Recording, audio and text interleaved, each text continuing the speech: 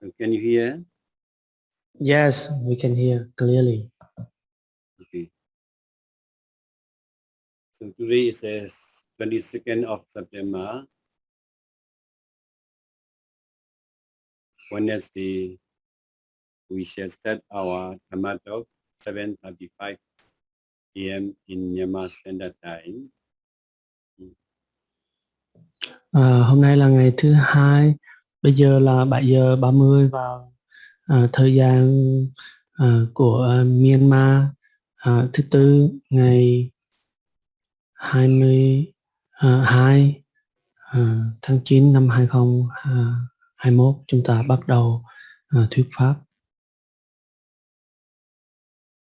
So the purpose of Vipassana meditation is to realize three characteristics of our body and mind: anicca, impermanent; dukkha, suffering or unsatisfactoriness; and anatta, not soul, non-ego of our body and mind process. Thực hành thiền Vipassana là thực hành để chúng ta quán chiếu và chúng ta nhận ra ba cái đặc tính, đó là vô thường, khổ và vô ngã. Vô thường đó là cái đặc tính luôn luôn thay đổi của vạn vật. Khổ đó là vô thường và dẫn đến khổ. Khổ là những cái khổ Ngài sẽ nói rõ hơn sau. Và vô ngã tức là không có cái tự tính, không có cái bản, không có cái tôi, không có cái tự ngã. Also, when we practice Vipassana meditation, we have experience of our body, in our body, all elements of in our body, Patavi Dhatu in Pali, earth element, Vayo Dhatu, air element, Tejo Dhatu, fire element, and Abo Dhatu, water element. Và thực hành thiền Vipassana, chúng ta cũng quán chiếu để nhận biết và cũng như là chánh niệm trên tứ đại của cơ thể của chúng ta. 4 yếu tố sẽ tạo nên cái cơ thể của chúng ta, đó là đất, nước, gió, lửa. Yếu tố đất, yếu tố nước, yếu tố gió và yếu tố lửa. The specific characteristic of earth element is a hardness, softness.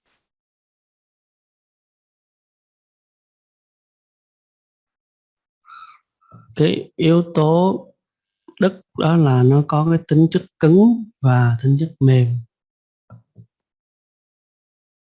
So when you sit on the floor, you feel hardness because it is a specific characteristic of earth element, Patavi Dhatu. If you sit soft position, you feel softness. This softness is also the specific characteristic of earth element. Và khi chúng ta ngồi, có những lúc chúng ta sẽ trải nghiệm thấy cái cảm giác căng cứng hay là những cái cảm giác cứng, thì đó chính là một cái đặc tính, một cái đặc điểm của yếu tố đất. Nhiều khi chúng ta ngồi ở trong cái trạng thái chúng ta lại thấy mềm, và cái tính chất mềm đó chính là một cái đặc tính, nó thuộc về đất, yếu tố đất. So when you observe the rising movement and falling movement, your stomach when you breathe in, outside air press in your inside air in your stomach. That's why your stomach is moving forward. When you note rising, you have experienced the movement of abdomen. This moving, rising movement, falling movement is a specific characteristic of air element. Khi chúng ta ngồi thiền, khi chúng ta quan sát phòng xẹp, khi chúng ta hít hơi thở vào bên trong thì khí tràn vào trong bụng của chúng ta, làm bụng của chúng ta sẽ đẩy ra phía trước và phồng lên. Thì khi mà chúng ta quan sát phồng và xẹp, đó chính là chúng ta quan sát các yếu tố của gió, đó chính là đặc tính của gió. Also, when you note walking meditation, when you practice walking meditation, lifting, pushing, dropping, lifting movement, pushing movement, and dropping movement is the specific characteristic of wind element. So when you note lifting movement, you feel your leg lifting movement. So this is, you have experience of specific characteristic of wind element. Khi chúng ta thực hành thiền hành, trong quá trình đó chúng ta bước chân, nâng chân lên, đưa chân tới, hạ chân xuống. Khi chúng ta bước chân lên, chúng ta thấy rằng cái quá trình vận động bước chân lên của chân, đó cũng là cái yếu tố đặc tính của gió.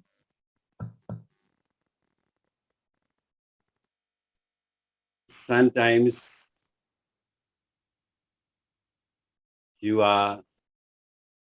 when you are walking meditation, when you push chin forward, also you want to push straight, but sometimes you feel unbalanced and you are pushing not forward, you are pushing movement is maybe the other side.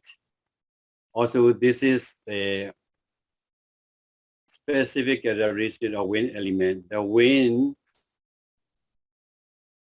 The specific characteristic of wind element is it pulling as their direction. So when the wind blow south to north, the wind, you see the trees moving south to north.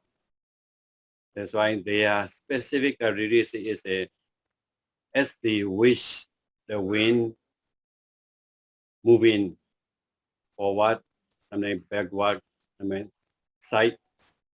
sidewise, or sometimes the wind blow east to west, sometimes the wind blow west to east, sometimes north to south, south to north.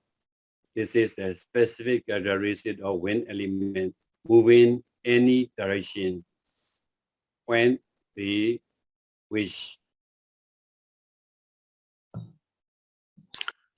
Chúng ta thực hành thiền hành, khi chúng ta nâng chân lên và khi chúng ta đưa chân ra phía trước, cái mong muốn hay là cái dự định của chúng ta là chúng ta sẽ bước chân một cách ngay thẳng. Tuy nhiên thì lúc đó có thể là chúng ta sẽ không vững vàng, và khi chúng ta đặt chân thì thực tế nó sẽ đặt chân không đúng cái ý của mình, nó có thể đặt hơi lệch một tí, có một chút chống chênh. Khi chúng ta đi như vậy thì ở trong đó là có cái biểu hiện của tính chất của gió. Chúng ta có thể quan sát cái cách mà gió thổi cái cây. Gió thổi cái cây thì có thể nó sẽ thổi từ Bắc tới Nam, thổi từ Nam tới Bắc, có khi thì nó lại thổi từ Đông sang Tây, có khi nó thổi từ Tây sang Đông. Có nghĩa là các cái hướng thổi của gió thì nó có thể thay đổi liên tục, nó có thể không theo một cái ý nào cả. Lúc thì thổi từ Bắc tới Nam, lúc thì hướng từ trước ra sau, lúc thì thổi từ trái qua phải. Và cũng như vậy, khi chúng ta bước đi, chúng ta cũng có cái sự chống chênh của yếu tố gió ở trong cơ thể của mình. Also, the specific reason of wind element is support each other, expanding and also contracting. When you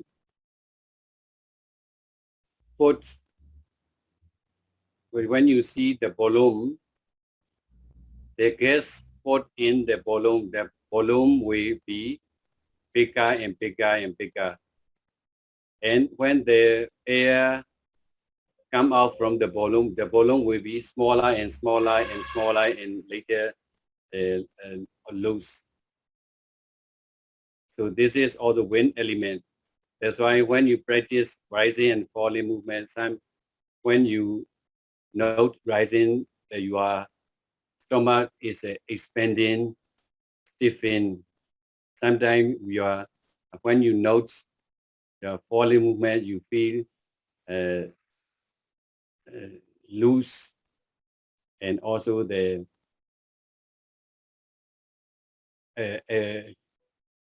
contracting. This is also the specific categories of wind element.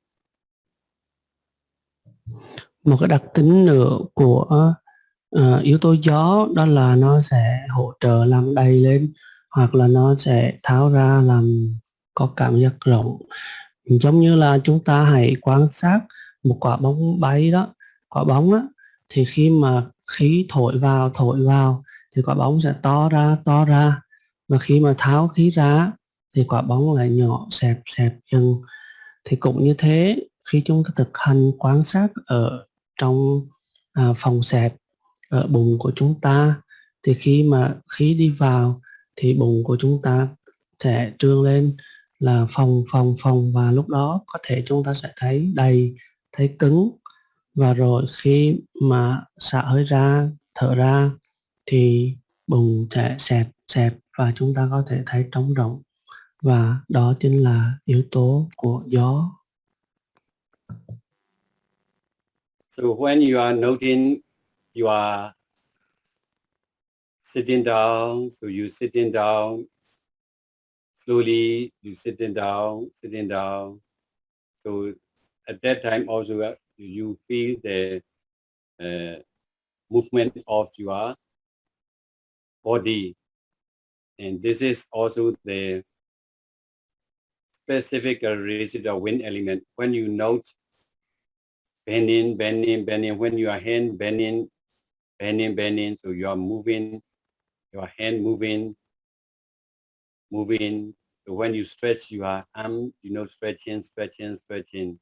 This is also the movement of the specific characteristic of wind element.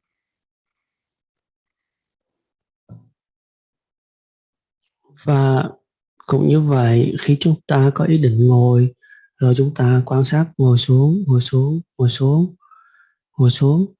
Khi chúng ta từ từ ngồi xuống, thì chúng ta quan sát, rồi chúng ta sẽ để ý và chúng ta sẽ nhận ra được cái yếu tố của gió ở trong cơ thể của mình. Trong cái chuyển động đó có cái yếu tố của gió.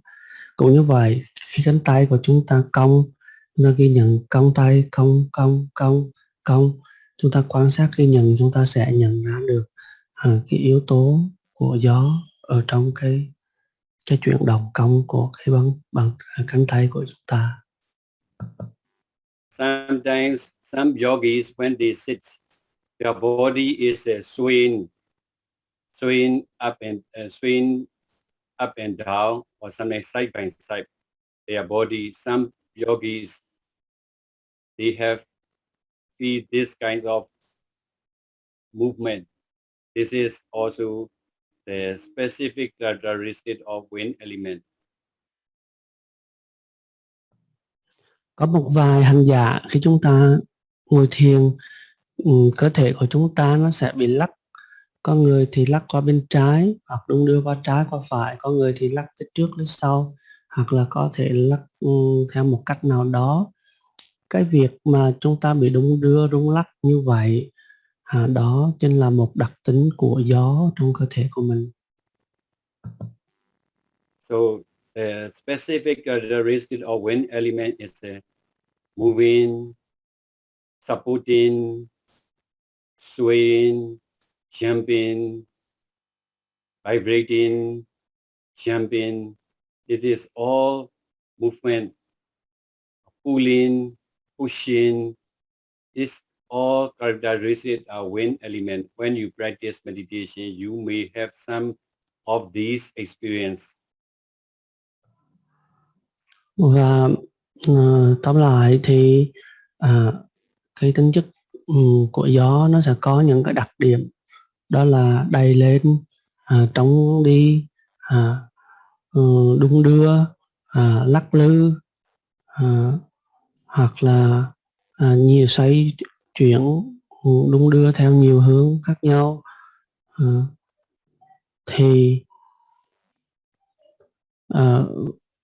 phong căng phong hoặc xẹp, thì khi mà hành giả thực hành thiền, hành giả có thể sẽ có những cái trải nghiệm như thế trong cơ thể của mình. Thì những cái trải nghiệm đó chính là yếu tố gió.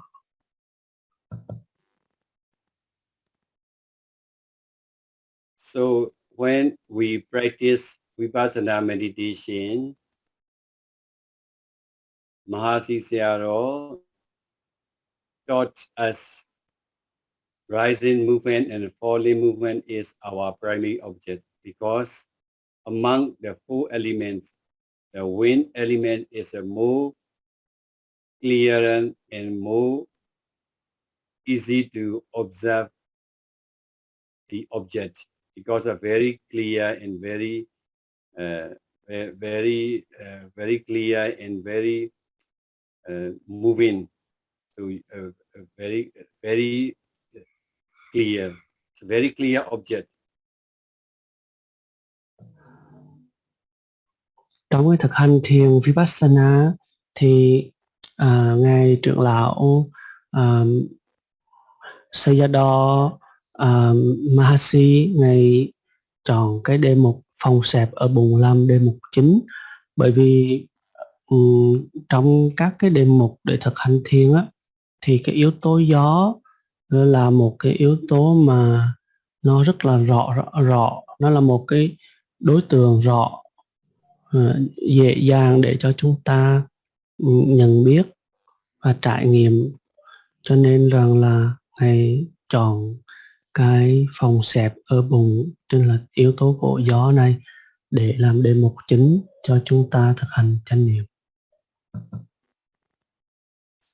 So same as when you are walking meditation, lifting movement, pushing movement, and dropping movement, very clear. You can observe very well. Và cũng tương tự như vậy, khi chúng ta thực hành đi kinh hành á, thì những cái chuyển động nâng lên, bước tới, hạ xuống, nó cũng rất là rõ ràng để cho chúng ta có thể quan sát nó, chánh niệm trên nó. So some people, they practice breathing meditation. Breathing in and breathing out is their primary object. Also breathing in, breathing out, also the air element. Without air, we cannot stay in our life. That's why we have observed the specific characteristic of air element.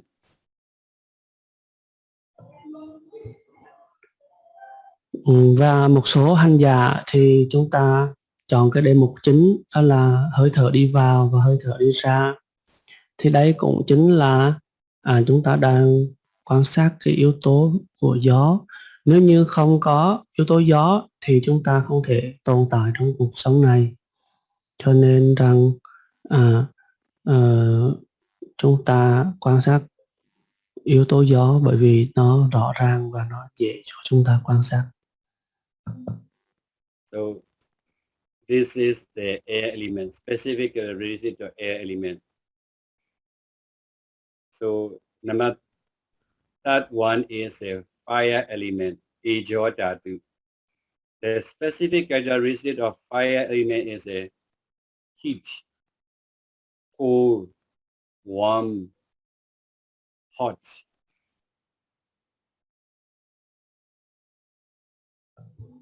Cái yếu tố tiếp theo đó là yếu tố lửa. Cái đặc điểm của yếu tố lửa đó là nó nóng, nó lạnh, nó ấm. So when you practice meditation, sometimes the weather is hot, hot season, you feel hot. So this is when you feel hot, you have to know hot, hot, hot. So after that, the heat is gradually, slowly, less and less. The temperature is down. Later you feel cold. Also, this is you have experienced specific characteristics of fire element, hot, cold, warm. So sometimes cold can be changed hot. Sometimes hot can be changed cold. This is a specific characteristic of fire element.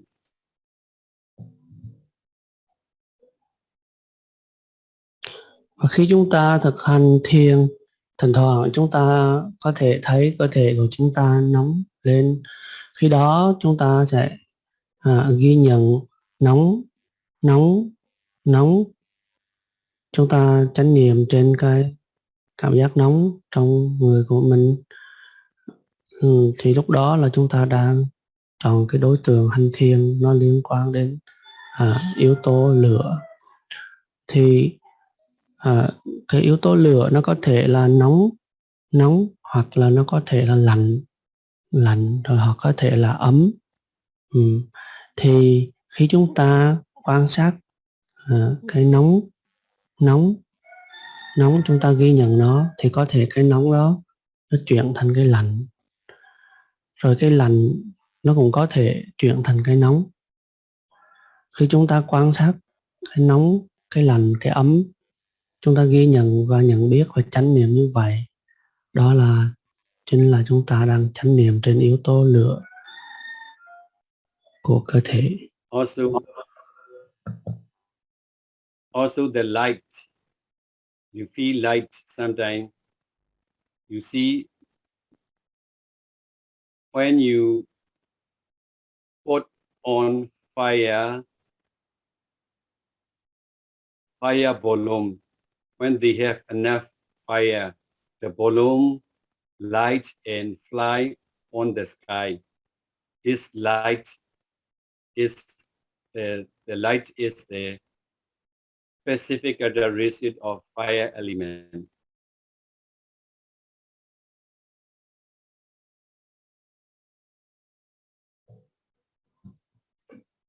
Sorry, the balloon fly on the sky has 5 elements. Because before you want to use the fire balloon, before fire balloon, you have to, in the ground, you have to put on fire. The fire, enough the fire, the balloon later slowly light. The light lighter and lighter. Later the balloon fly over because of light. Yes. And not you understand, heavy or light. Yes. Heavy light. Yeah. Because of this light is the characteristic of the fire element. Yes.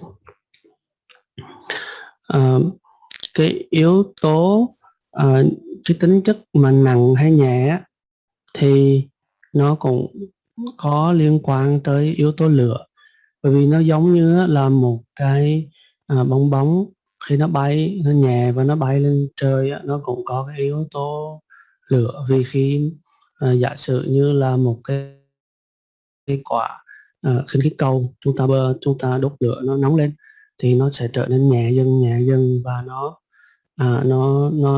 nó bay lên trên trời. Đó, thì cái yếu tố nó nhẹ dần, cái yếu tố đó cũng là có cái tính chất của lửa. When you practice meditation, when you got some degree of concentration, sometimes you feel the whole body light. Sometimes you feel your body little bit up from the floor, light up. Because of this is the specific characteristic of fire element you have experienced. Chúng ta thực hành thiền, có những lúc chúng ta sẽ thấy cái cơ thể của chúng ta nó nhẹ, và có những lúc là chúng ta sẽ thấy nó nhẹ, nó giống như nó đang ở trong một cái dòng chảy, nó nhẹ. Thì những cái lúc chúng ta có những cái quan sát và nhận ra như thế, thì những cái trải nghiệm đó nó có liên quan đến thuộc tính về lửa.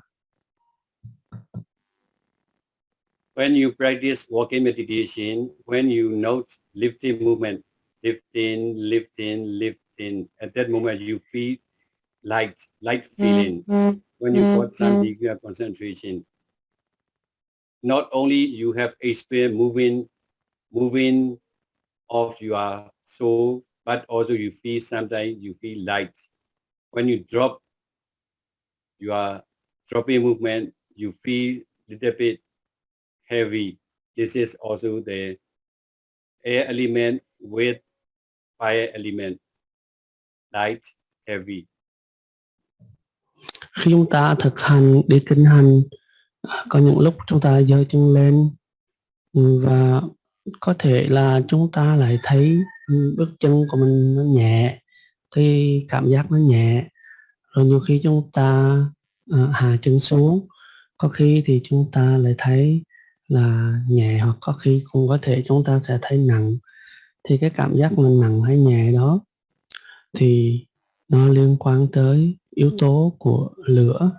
Và do đó khi chúng ta quan sát cái chuyển động chánh niệm trên chân của mình lúc đi kinh hành như thế, có thể trong cái thời điểm đó có hai yếu tố, đó là yếu tố gió và yếu tố lửa. Also, sometimes you feel soft. Also, this is the fire element. When you fry vegetable, the vegetable, fresh vegetable later soft because of fire element. Also, this is a specific characteristic of fire element, make soft.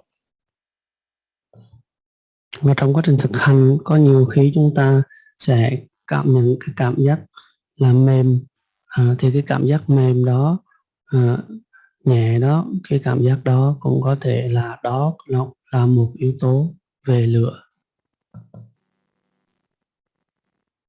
So the fourth one is a water element. Abodhatu is a fluid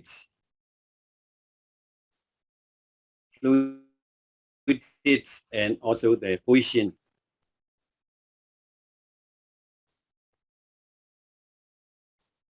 Flowing also. Cái yếu tố thứ tư đó chính là cái yếu tố về nước. Cái nước thì nó có cái tính chất là nổi trôi. So when you practice meditation, sometimes you have saliva in your mouth. Saliva come out. This is the water element flow in your mouth. So you have to collect in your saliva and later you swallow in your from your mouth to the throat. This is a flowing. Flowing is one of the specific characteristics of water element. Khi chúng ta thực hành thiền, có thể là có những lúc chúng ta ngồi thiền và chúng ta sẽ có thể là có nước miếng chảy ra, có thể có cái độ nhớt ở trong miệng của mình. Đó là cái yếu tố của nước. Cái yếu tố của nước nó có cái tính trôi, cái tính của nước. So when you walk in meditation, when you touch the flow, sometimes you feel stickiness. So this stickiness is one of the specific characteristics of water element, because when you make by sometimes the rice powder, put the water and make sticky together. This is the specific characteristic of water element. Một cái yếu tố của nước đó là yếu tố chặt và lỏng. Thì khi chúng ta đi kinh hành, thiền hành, có thể có lúc chúng ta sẽ thấy lỏng. Cái yếu tố chặt và lỏng là một cái thuộc tính của nước. Nó cũng giống như là chúng ta bỏ gạo với nước. Thì khi chúng ta nó tương tác với nhau thì nó sẽ tạo ra cái tính chất chặt và lỏng, và do đó cái tính chất chặt và lỏng là một cái tính chất của nước. So sometimes the weather humid because of the water element. So sometimes when you practice meditation, you sweating. Sometimes you feel tears come up. So this is also the water element, specific characteristic of water element. Và khi chúng ta thực hành thiền, chúng ta sẽ có thể thấy nhiều cái yếu tố của nước xuất hiện. Cũng có thể là khi chúng ta thực hành thiền có thể là có mồ hôi tiết ra, hoặc có thể lúc chúng ta hành thiền chúng ta sẽ có nước mắt chảy ra. Đó là cái yếu tố của nước trong cơ thể của mình. So these four kinds of element our body was formed by four kinds of element: earth element, air element, fire element, and water element. Majority of our element. Và đây chính là 4 cái yếu tố để tạo nên cái cơ thể của chúng ta, cơ thể người của chúng ta. Đó là đất, nước, gió và lửa. 4 yếu tố tứ đại tạo nên cái cơ thể này của chúng ta. Another element is not used to talk, but our body have space element. Sometimes we practice meditation, our body disappear, and we feel we sit on the space. This is, you have experience of space element. Sometimes when you practice meditation, you have some gap, you have some space, you have experience of empty. This is the space element. Và nó còn một cái yếu tố số 5 nữa, đó chính là cái yếu tố khoảng trống hay yếu tố không gian. Khi chúng ta thực hành thiền, hoặc là trong cái cơ thể của chúng ta còn biết là nó sẽ có những cái khoảng trống, có những cái không gian giữa những các yếu tố. Và khi chúng ta thực hành thiền thì có lúc chúng ta sẽ nhận ra là có những cái trống ở trong cái cơ thể của chúng ta. This is also we call akasa dhatu.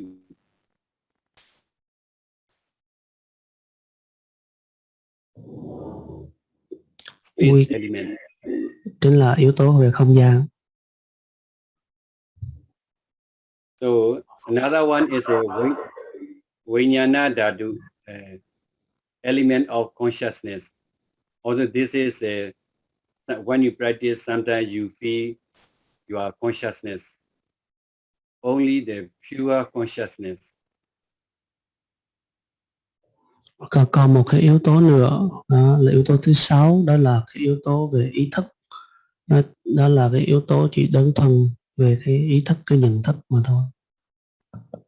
So these are specific characteristics of elements. We call specific because they are specific characteristic is only their own characteristic. They have not mixed to the others element. They have their own specific characteristics. That's why we call specific characteristics of our elements. Và đó chính là 6 cái yếu tố. Tại sao chúng ta lại gọi là 6 cái yếu tố một cách xác định, một cách chi tiết như vậy? Bởi vì 6 cái yếu tố này nó tồn tại độc lập của riêng nó không có trộn lẫn vào nhau, nên chúng ta gọi nó là các cái yếu tố. So another characteristic is a general characteristic. General characteristic of element is impermanent, not so suffering, not so not self or non-ego. Because when you note earth element, something hardness, you feel hard. Your body feel hardness. So you know hard. Later this hardness is disappear. So sometimes you feel softness. You feel soft. You notice softness, and later it disappear. This is not changes. Hardness, softness, sometimes hard, sometimes soft. This is a general characteristic of earth element, impermanent, because of suffering, unsatisfactoriness. Also, it's come itself and it go itself. This is a non-ego or non-self. Và những đặc tính của các cái yếu tố này, nó có 3 cái đặc tính, đó chính là vô thường, khổ và vô ngã. Các cái đặc tính này thì nó tồn tại một cách độc lập, và nó sinh ra và diệt đi. Khi chúng ta quan sát nó thì chúng ta ghi nhận các cái đối tượng, các cái yếu tố này, thì rồi nó sẽ diệt đi mà không, một cách độc lập, mà không có phụ thuộc vào cái ý chí, không có một cái tôi, không có một cái ngã. Cho nên rằng và khi chúng ta quan sát nó và chúng ta thực hành, chúng ta nhận ra được cái bản chất vô thường của nó là bản chất sinh và diệt, và bản chất luôn luôn thay đổi, và bản chất không có cái ngã, không có cái tôi. Same as wind element, when you note rising movement, when you breathe in, the outside air press your inside air to your stomach moving forward, breathing. You the rising. This rising movement is not permanent. After that, fall down. So falling movement. So when you note rising, falling is as long as you are breathe in, breathe out, your rising movement and falling movement is coming and going, not permanent. Replacement of new movement, new breathe in, new breathe out. This is the impermanent of your wind element. Characteristic of wind element. Và ở đây thì đang nói về đặc tính vô thường của các cái yếu tố này. Nói về cái đặc tính vô thường của đặc tính thứ nhất, đó là đức, thì đức là cứng và mềm. Thì trong cái thực hành của chúng ta, có lúc chúng ta sẽ thấy có cái sự cứng ở trong người, có lúc chúng ta sẽ thấy mềm. Cái sự cứng hay mềm đó nó sẽ thay đổi, nó xuất hiện rồi nó mất đi, đó là đặc tính vô thường của nó. Khi nó cứng, chúng ta quan sát thì nó sẽ mất đi. Tương tự như vậy, đặc tính thứ hai đó chính là đặc tính về gió. Gió ở phòng và xẹp, trương nở, rồi lại khiếu khuyết. Thì khi chúng ta quan sát phong lên, rồi nó lại xẹp xuống, thì cái yếu tố trương phong hay là yếu tố lay động, rung chuyển, nó cũng là có cái tính chất vô thường, nó không liên tục, nó sẽ xuất hiện rồi nó sẽ biến mất.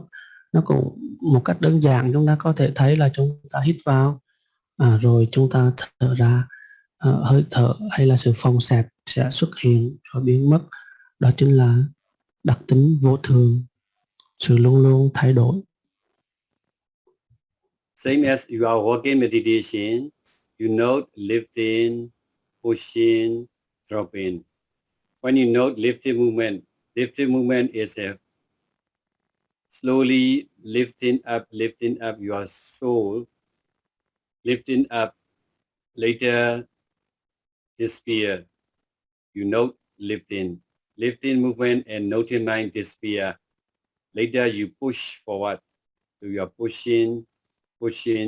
So at that time, the pushing movement and noting mind disappear. Later you drop down, drop in movement and noting of the drop in, knowing of the drop in movement disappear. Later you another step lift up. In this way, when you note lifting, pushing, dropping, lifting, pushing, dropping, so you have impermanence of the air element. This is the general characteristic of air element. Cũng như vậy, khi chúng ta thực hành thiền hành thì chúng ta thực hành nâng lên, bước tới và hạ xuống.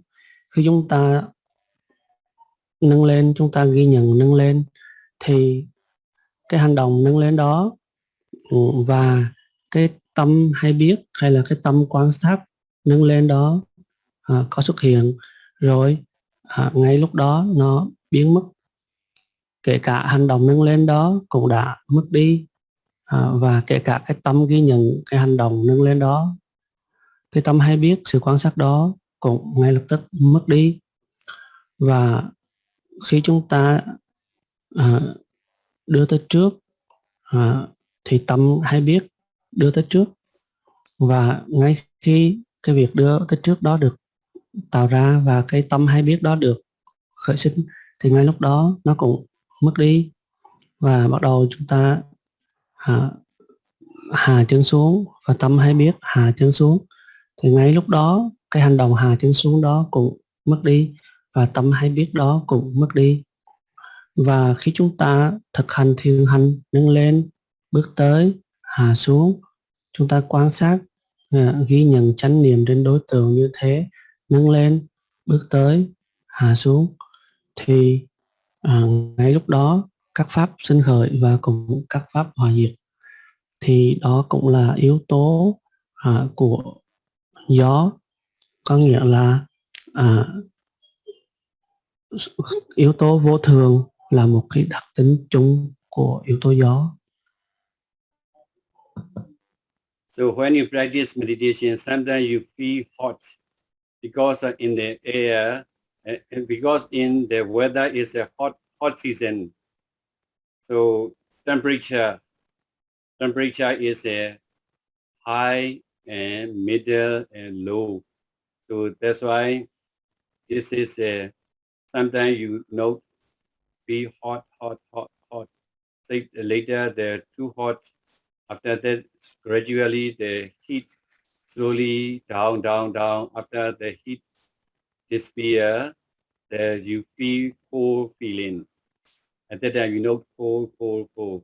This is also when you practice meditation or when you are daily life, Also, your body temperature is every changes, but if you cannot control, you will feel sick.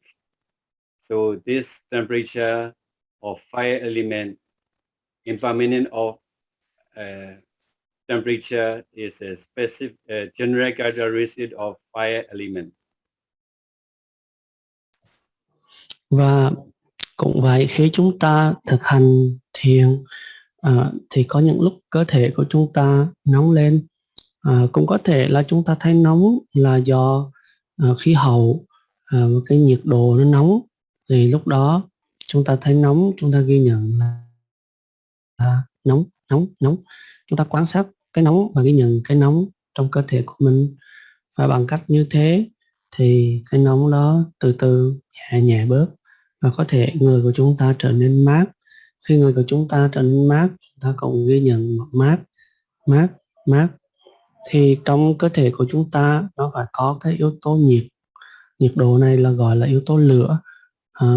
Và cái cơ thể của chúng ta mà nó để ổn định, nó để khỏe mạnh được á, thì cái yếu tố nhiệt này nó cần phải có, và nó cũng cần phải có cái sự điều chỉnh để cho thích hợp.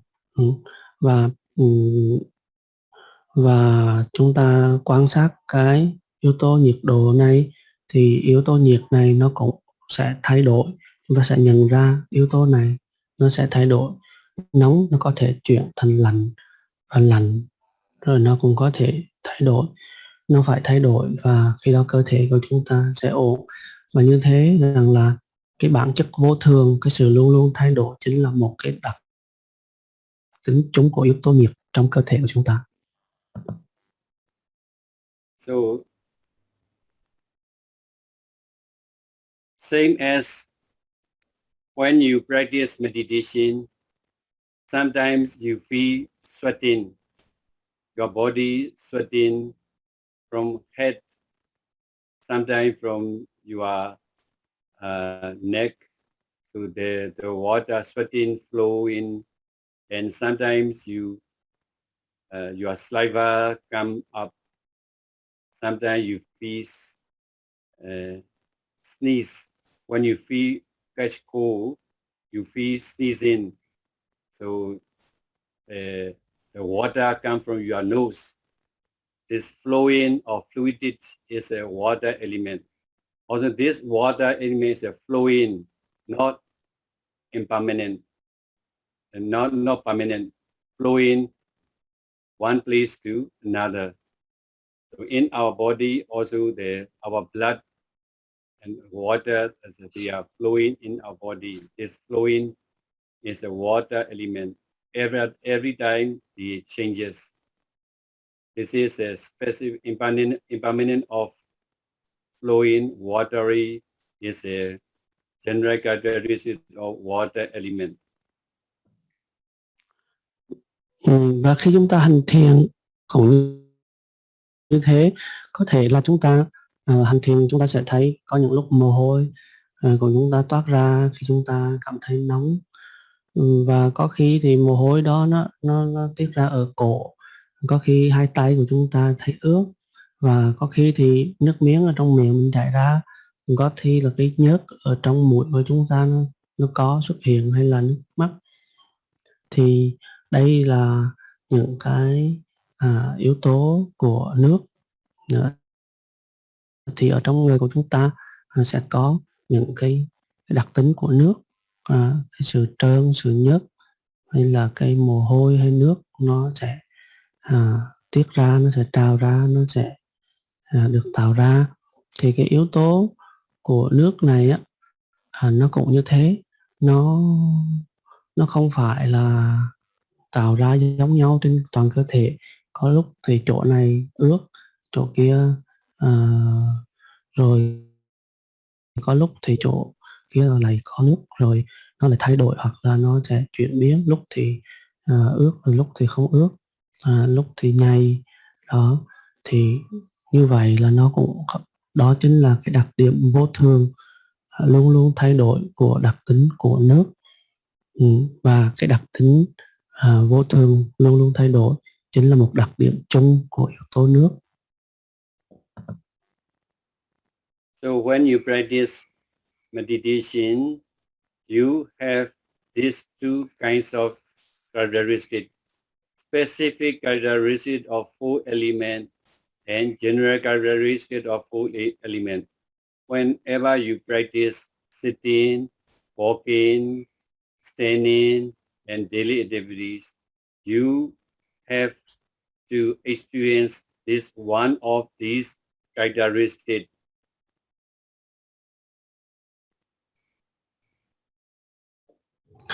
Và trong cơ thể của chúng ta thì có tứ đại, có bốn cái yếu tố như vậy.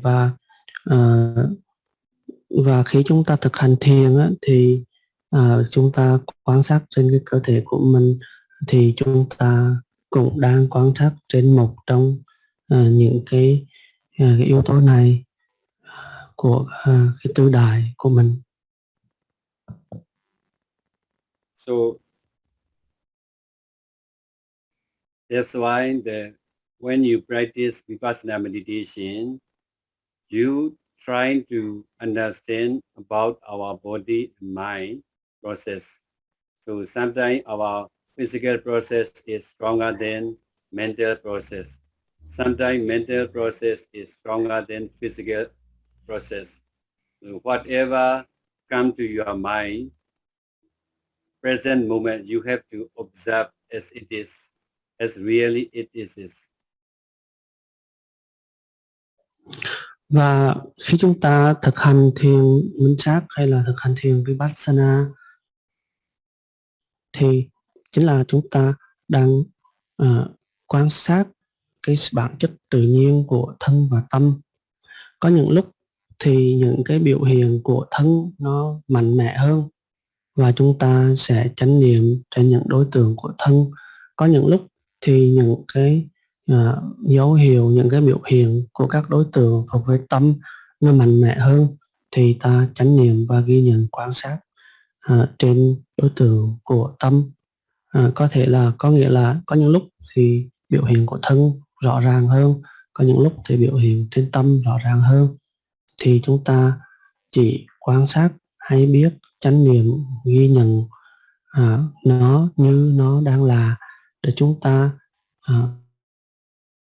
quan sát và trải nghiệm cái bản chất tự nhiên của thân và tâm.